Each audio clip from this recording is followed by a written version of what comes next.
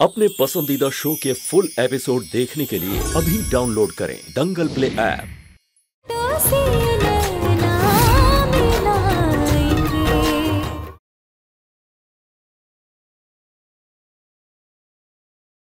जब आप हमारी वजह से परेशान होते हैं तो हमारा तो बनता है ना हक कि हम पूछे क्यों, कैसे, काहे।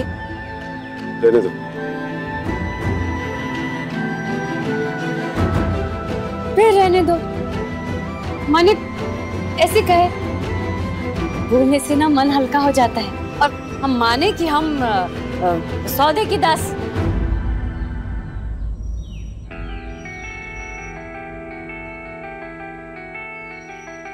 आप कब से बात छुपाने लगे? हम कोई बात नहीं छुपाते, किसी से डरते नहीं हम। वो तो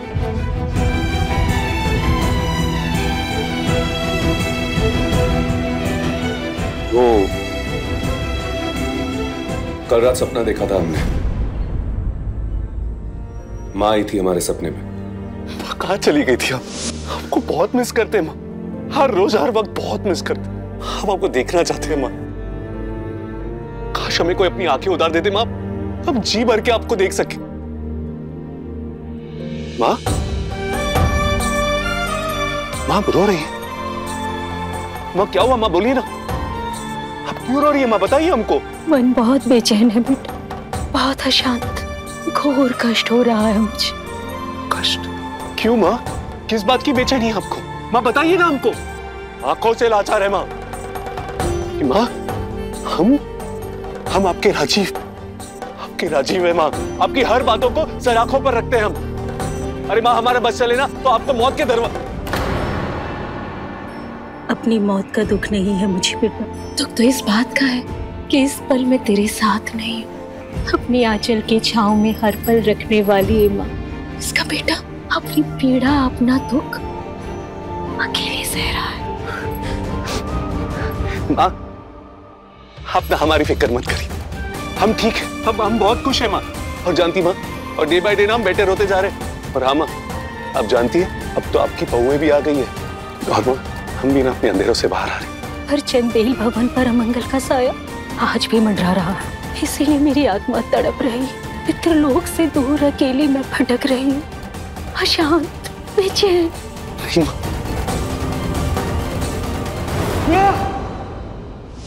और फिर माँ चली गई। अपना संदेशा देखे रोते बिलखते हमारी माँ चली गई। राजीव बाबू आप रोइए मत, आप शांत हो जाइए। तुम जानती हो हम सब कुछ सही तरीके से देख पा रहे थे। हमारी माँ का सुंदर चेहरा, उनके हाथ, उनके पांव। हमारा मन किया कि उनके पांव छूकर उनका आशीष ले लें, लेकिन कि वो नजरें जो हमें ताक रही थी, उनकी आंखों में इतना दर्द, इतनी पीड़ा थी। रोते हुए देखकर छाती फट रही थी हमारी। उनके आंसुओं को देखकर कलेजा तड़प रहा था हमारा, लेकिन इतना लाचार महसूस कर रहे थे हम कि क्या करें ऐसा कि हम माँ के दुख को, दर्द को दूर कर सके। कोई तो ऐसा रास्ता होगा, कोई सेतु, कोई मार्ग जिससे इस दुनिया से उस दुनिया में जाके उसको थोड़ी सी राहत दे सके, खुशी दे सके।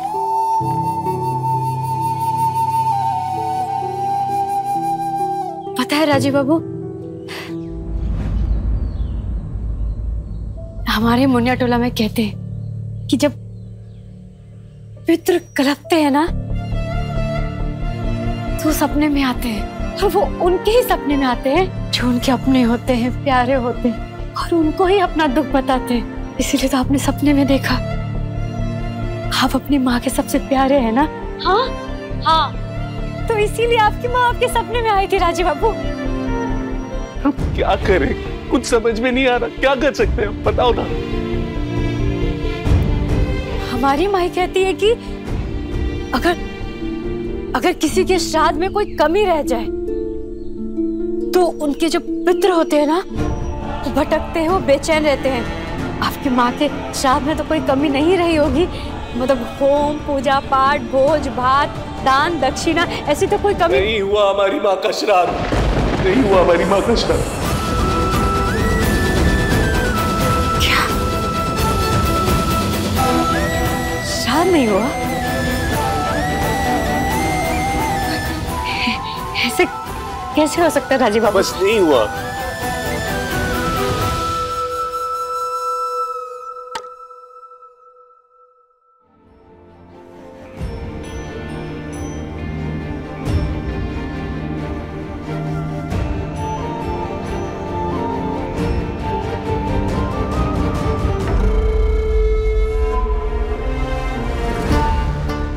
माला चढ़ाने के लिए मना किया था ना हमने, और ये दिया बाती आडंबर क्यों? पितृपक्ष चल रहे हैं देव, और तुमने चित्रा का श्राद्ध भी नहीं किया देव। नादान मत बनो न प्रभाली, क्या परिस्थितियां थी जानती तो है आप। पितरों की मुक्ति इंसानी हालातों का मुंह कब से देखने लगे देव? अरे भाई, जो जा चुके हैं सो जा चुके हैं, अब जो है उनका ख्याल रखना है। ये समाज के लोग जरा सी भी चूक नहीं बख्शते हैं। पर दादा, चंदेल भवन का श्राप भी मिट गया है और समाज के लोगों का मुंह भी बंद हो गया है। अब तो हमें चित्रा भाभी का श्राद्ध करना ही चाहिए। और ये बात तो हम सब जानते हैं कि आप अब भी चित्रा भाभी को बहुत मिस करते हैं। हम सब वाकिफ हैं इस बात से। तुम क्या जानो भानु, चित्रा की मौत से ज्यादा हमको श्राप विचलित किए हुए था। दुख मैं झेल सकता हूँ, पर अपनी इज्जत, अपनी साख और चंदेल खानदान का भविष्य खतरे में हो, ये नहीं देख सकता मैं। और चित्रा की बेचैन परेशान आत्मा भटकती होगी, पितृलोक को तरसती होगी देव। उसका क्या? तुम्हें चित्रा की याद नहीं सताती, या फिर उसकी कमी महसूस नहीं होती देव? नहीं होती प्रभा दीदी, हमारे रहते जज साहब को चित्रा दी की याद नहीं आती। बकवास मत करो खुशबू, हर समय जरूरी नहीं होता कि इतनी बकवास की जाए। चित्रा देव की ब्याहता थी, देव के दोनों बेटों की मां, चंदेल घराने की बड़ी बहू। और तुम कौन हो? क्या हो तुम? क्या हैसियत है तुम्हारी इस घर में? चित्रा की बहन होने के नाते इस घर में रह रही हो, उसके अलावा और कोई रिश्ता है इस घर में तुम्हारा? और अगर व्यक्तित्व में देखा जाए ना, तो तुम में और चित्रा में जमीन आसमान का फर्क था। तुम पूरी करोगी कमी चित्रा की? ये मुंह और मसूर की दाल, इससे बड़ी बकवास बात आज तक सुनी ही नहीं मैंने। तमीज से बात कीजिए प्रभा दी। बहन के घर में घुस के रहने वाली मुझे तमीज सिखाएगी? गड़े मुर्दे मत उखाड़िए प्रभा दी, वरना ऐसे कंकाल निकलेंगे ना कि आपकी रूह कांप जाएगी। अतीत का डर और धौंस उसे दिखाना जिसने अतीत झेला ना हो खुशबू। और अपनी ये बदनीयती ना अतीत के पर्दों में छुपाने की कोशिश मत करो, समझे? हाँ तो हटा देते हैं पर्दे। अरे बंद करो। बस ऐसे ही बाबा ने कह दिया कि श्राद्ध भी, और हमने भी कभी कुछ श्राद्ध, लेकिन ये तो गलत है। श्राद्ध तो होना ही चाहिए। गलत है मतलब? एक मिनट, गलत है मतलब हमने श्राद्ध नहीं किया? श्राद्ध नहीं किया इसीलिए हमारी माँ की आत्मा इतनी बेचैन है, इतनी अशांत है हमारी माँ की आत्मा। हाँ, अगर अशांत है तो शांत भी कर सकते हैं। अगर उनको कोई पीड़ा है ना राजीव बाबू, तो वो भी दूर किया जा सकता है। क्योंकि एक माँ के लिए अपने बच्चे से जरूरी कुछ नहीं होता है, और आप तो उनके सबसे दुलारे थे। लेकिन हमने अपना कर्तव्य नहीं निभाया ना, हमको कभी क्षमा नहीं करेगी हमारी माँ। ऐसा नहीं है, ऐसा नहीं है। माँ का दिल तो बहुत बड़ा होता है, वो तो अपने बच्चों को गलती करने से पहले क्षमा कर देती है। वो इसीलिए आपको सपने में दिखाई दी, क्योंकि वो आपसे सबसे ज्यादा प्यार करती है। लेकिन वो हमारे सपने में क्यों आई?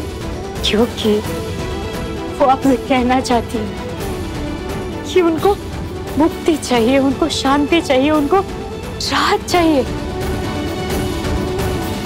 वो ये कहने आई कि मुझे मुक्ति दिला दो, शांति दिला दो, बस।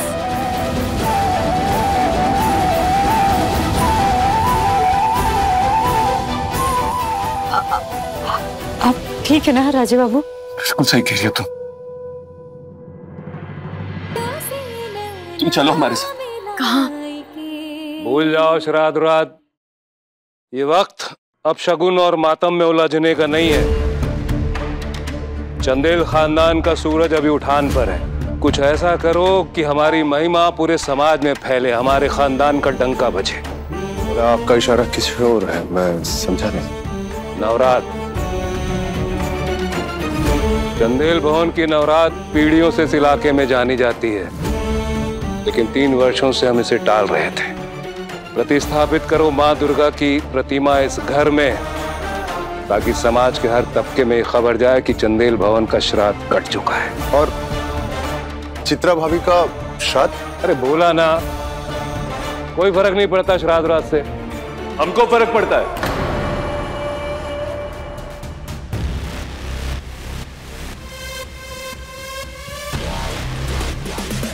हमको फर्क पड़ता है बाबा, मां का श्राद्ध होगा।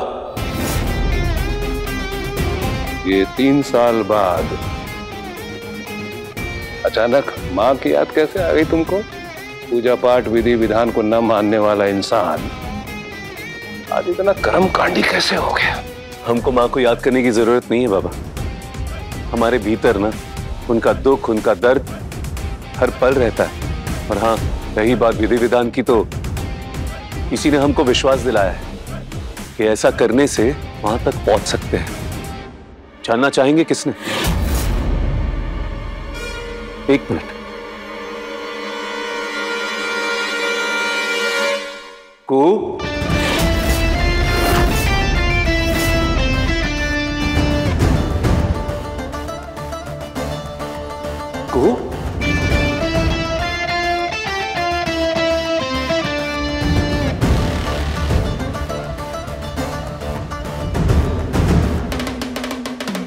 इसने?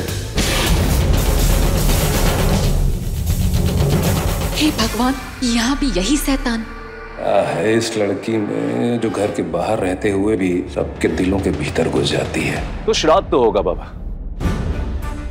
मां का श्राद्ध जरूर होगा। चलो एक पल के लिए हम आपका आरोप स्वीकार कर भी लेते हैं कि 3 साल के बाद अचानक हमको मां की याद कैसे आई। लेकिन वो जवाब देने से पहले क्या हम आपको एक सवाल पूछ सकते हैं बाबा? मां का ख्याल आपको नहीं आता अचानक? कैसे आएगी, हम नहीं आने देते। हम तुम्हारी मां को, अपनी धर्मपत्नी को कितना याद करते हैं, उसकी सफाई हमें तुम्हें देने की जरूरत नहीं है। लेकिन फिर भी अगर तुम चाहते हो कि समाज और परिवार के सामने उन दर्दनाक परिस्थितियों की याद दिलाना चाहते हो जिसमें तुम्हारी मां की मौत हुई थी, वो भी किसी के बहकावे में आकर, तो तुम राजीव चंदेल किसी के बहकावे में नहीं आता बाबा, और ये तो आप भली बात ही जानते ही है ना। हाँ, लेकिन जज देव नारायण चंदेल इतना डरता है कि वो अपनी पत्नी का श्राद्ध तक नहीं कर सकता। डले हुए श्राप के बुझते तब से वो अभी भी कांपता है। अचरज होता है हमको पापा। अरे अचरज क्या, शर्म आती है हमको। ये कांपना, ये डरना देवनारायण चंदेल को शोभा नहीं देता। और बाबा, डरना इंसान को गलतियां करने पे मजबूर कर देता है। और ये बात भी आप अच्छे से जानते कि राजीव चंदेल किसी से नहीं डरता। तो मां का श्राद्ध होगा बाबा, क्योंकि ये हमने तय किया है। हम बुआ जी। हाँ बेटा। ये आइए। हाँ बेटा। बुआ जी, माँ का श्राद्ध होगा और श्राद्ध की सारी तैयारियां आप करेंगी और इसमें आपकी मदद कुहू करेगी।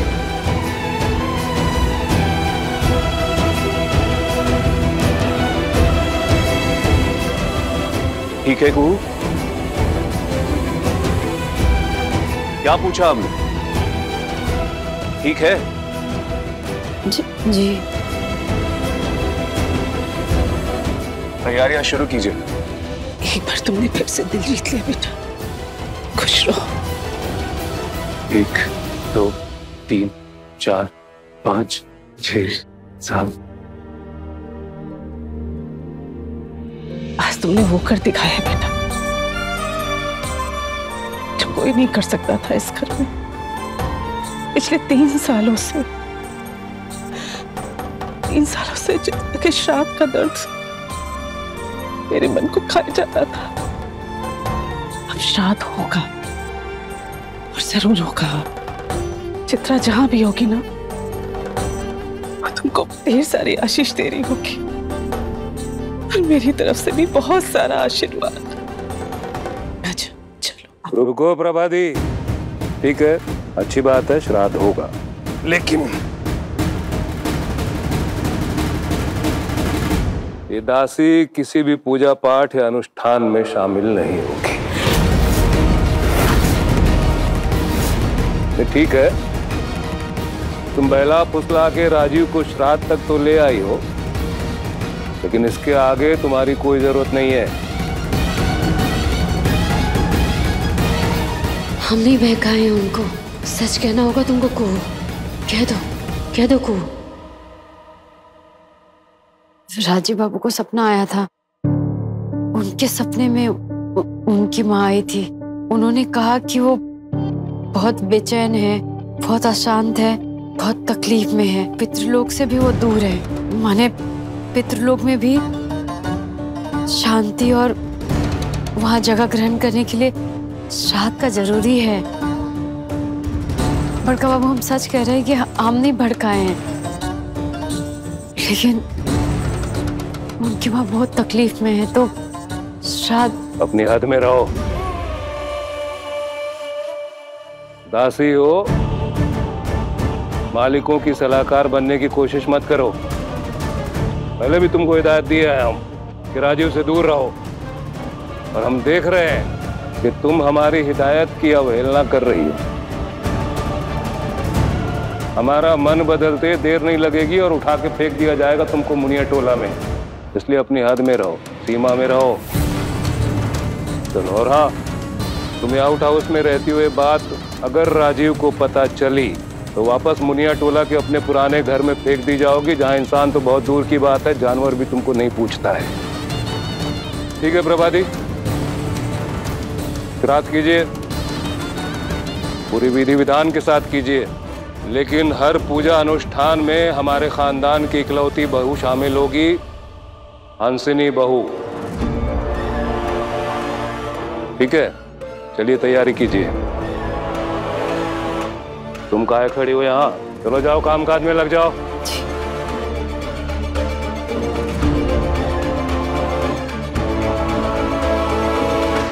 दे बाबा, इतने बड़े चंदेल भवन में नौकरों का कमी जो हम हाथ गौड़ मैला करे। क्योंकि तुम्हारी औकात भी टूटे हुए बर्तन की तरह होती जा रही है। खाली बजता है, लुढ़कता है और फोकट की जगह घेर के बैठा हुआ है। होश में आओ और कुछ हरकत करो। हमारा अप्सरा जैसा रूप भी तुम्हारे विश्वामित्र को रिझा नहीं पा रहा है, और उसको देखो, तो कौड़ी की लड़की महल में सोते हुए राजकुमार के दिल में घुसती जा रही है। हाथ चलाओ, नहीं तो तुम्हारे सर पे मंडराते खतरे के चलते कब तुमको चंदेल भवन से बाहर फेंक दिया जाएगा तुमको पता भी नहीं लगेगा।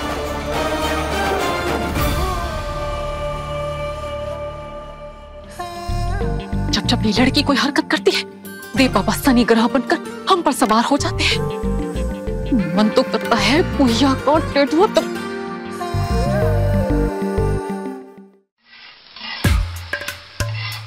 बारे बहुरानी, बन गई तुम नौकरानी। अब करो चाकरी, करो चाकरी।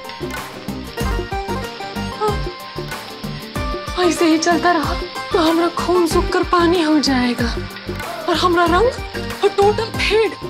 और फिर लोग कहेंगे कुहू की बहन और कुहू जैसे काहे लगने लग गई।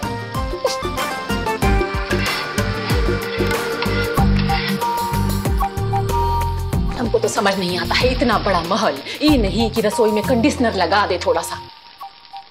कंडीशनर नहीं बहूजी, एयर कंडीशनर। पूछा तुमसे? लास्ट बेटी, फोन में लग जाते हैं। लेटेस्ट भाषण बहुत बढ़िया।